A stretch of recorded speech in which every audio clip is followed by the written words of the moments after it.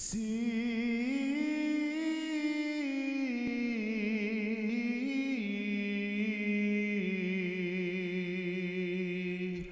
love in all things.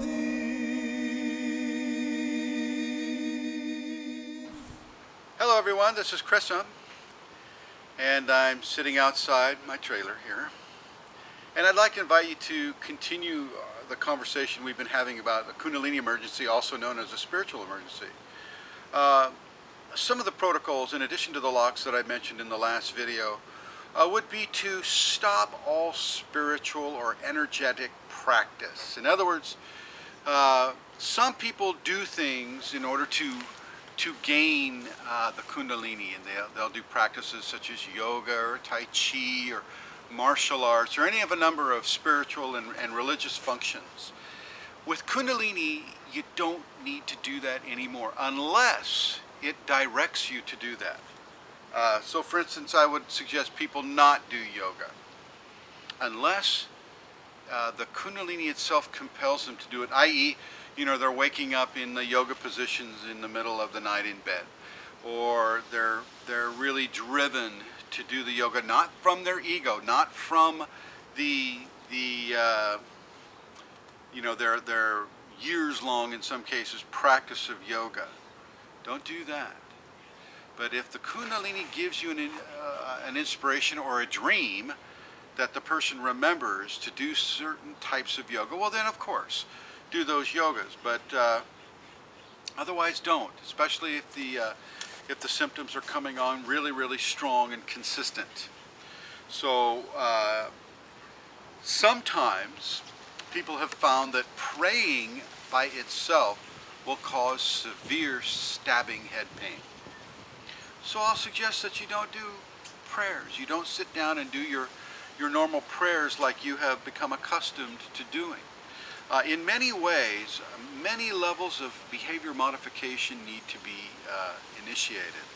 And in this case, behavior modification is describing you don't do your yoga practice, you don't do your prayer practice, you don't do your meditation practice, you don't do your martial arts routine.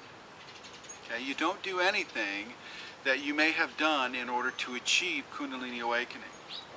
And if you have done nothing to achieve Kundalini awakening, don't start doing those practices because you think that it's appropriate, because in many cases it will not be appropriate. Just because Kundalini is called Kundalini yoga is called Kundalini yoga, it has the word Kundalini in it, doesn't indicate that it knows anything about the energy of Kundalini or the transformation of Kundalini. It just means that they have a certain type of yoga that they like to do. Okay. And you know, same with you know, any other of the, say, some of the New Age types of Kundalini expression, Reiki Kundalini, or any of those other types of things. You don't need to start doing those either. You need to allow the Kundalini within you, that is expressing within you right now, to take her time and to do to assist you in the transformation that her agenda, its agenda, allows for you. And I say hers because the sacred feminine is typically one of the first purveyors of change within the person. Okay, the sacred feminine and the sacred male come together in a wedding that takes place on the top of the head, and that's what creates the sacred marriage, or the sacred circuit, the joined circuit within the individual, and that's how Kundalini comes to its expressive phase upon the individual. So really give a care, give a thought to what kind of energetic practices you're doing. And it's going to be hard. It's not easy to have been meditating for 5 years, then all of a sudden some guy on a video saying, hey, no more meditation for you. Or if you've been doing yoga for 20 years or praying, you know, in the various religious expressions for all your life, and all of a sudden here you are, you're having the divine expressed through you, and you're thinking, well, I want to communicate with that, and here's the only way I know how, is praying. Well, I am suggesting that you stop doing that, because it will communicate you in many, many, many various ways.